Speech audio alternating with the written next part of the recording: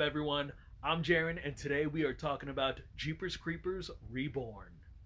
I got to check it out through the Fathom Events 3 nights only screening at my local Regal movie theater, and this one is directed by Timo Vuorensola. I'm sorry if I said that name wrong, and it is written by Sean Michael Argo.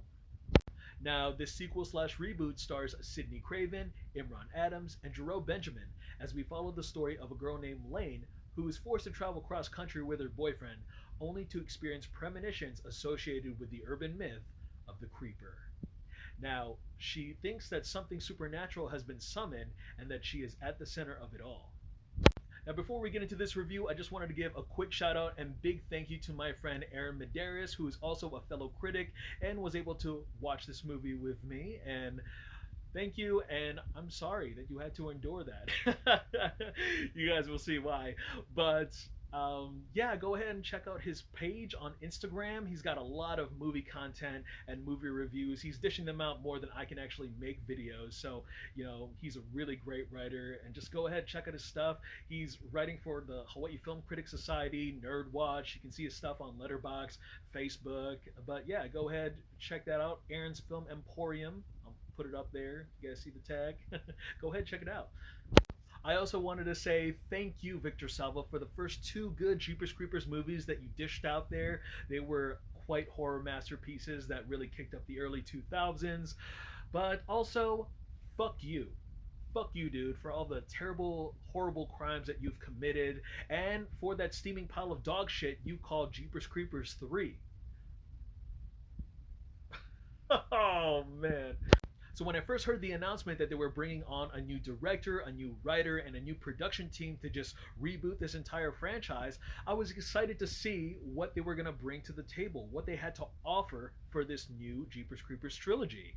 And I was like thinking to myself, this cannot be as bad as the last one. Oh boy, was I wrong. The script is conflicting whether it wants to be a continuation to Victor Salva's trilogy or a standalone reboot. There are Easter eggs and callbacks that fans will pick up on, but they would end up breaking their own rules in what they have already established with the Creeper's lore. For example, the Creeper in the first two movies really liked to toy with a lot of its victims before abducting them for its food source, and in this one, it ends up attacking people for whatever the fuck reason and leaves their body at disarray. It was kind of like a slasher type antagonist type thing, and it just didn't work with what the Creeper was established to be in the first place. What the fuck is this, Friday the 13th? Holy fucking shit, I totally forgot to tell you guys that this is going to be a spoiler review, because fuck this movie. Going back to the script, there is a focus and setup on a cult that indirectly aids the Creeper in order to obtain our main character's unborn child. They never explain as to why, or what the motivation is for said arc, yet we are hinted with sprinkled vague imagery throughout the story. And we are wondering whether this child is going to be a sacrifice or some kind of catalyst to the creature. What does it all mean? Beats fucking me. They ditched that entire idea once we get to the ending. And this has got to be the most atrocious utilization of CGI and green screen I've ever seen for a movie put out in theaters. I've seen YouTube videos with no budget do better than this shit. The fact that more than 2/3 of the exterior shots were computerized is painfully obvious. They didn't even try blending in with the lighting, they didn't try to use a better filter, and they didn't even try to create some kind of authentic surroundings in their performance. Oh, it was so bad. It was like watching a fucking video game with the actors just kind of inserted in. The production value was just shot to shit. It all peaked with the Horror Hound event that looked like a county fair of 20 people, and the rundown Texas Chainsaw Massacre ripoff of a house. COVID restrictions or not, who the fuck sat in the editing room, looked at all of these scenes and compository shots, and thought, that's okay for the final cut? Fuck that. I paid $15 for this shit. Now, I don't mean to shit on the actors. I'm sure they didn't seek out to throw their careers in the toilet, but the dialogue, the performances, the delivery, fucking abysmal. There is just little to none characterization, and it was just fucking hopeless. I lost my shit. There's even a scene where they come across their friend's bloody camera, and the one promoter, she's like, "Oh my god, I think something got him. Maybe it was snakes or black fucking bears." Ha!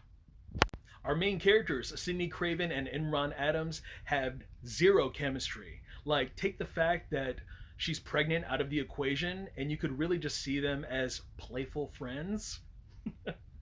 And even when they were put in danger, I just gave no shits about them, especially all the side characters who had every line delivery just, again, shot to shit.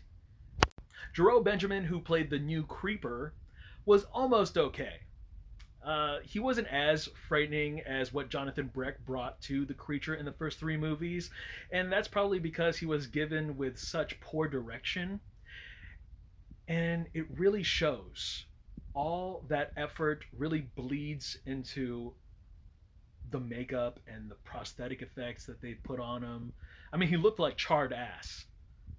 I mean, what made the creeper frightening up close is the shriek he would do when he was cornered at the last resort. Like, if you watch the first two movies, he does like a yeah, and like that bat-like net thing kind of comes off his face when he's got his teeth out, snarling nostrils and everything. That was freaky. And in this, for some reason, when he gets like cornered or like in trouble or he just needs a way to gain an upper hand, he whistles.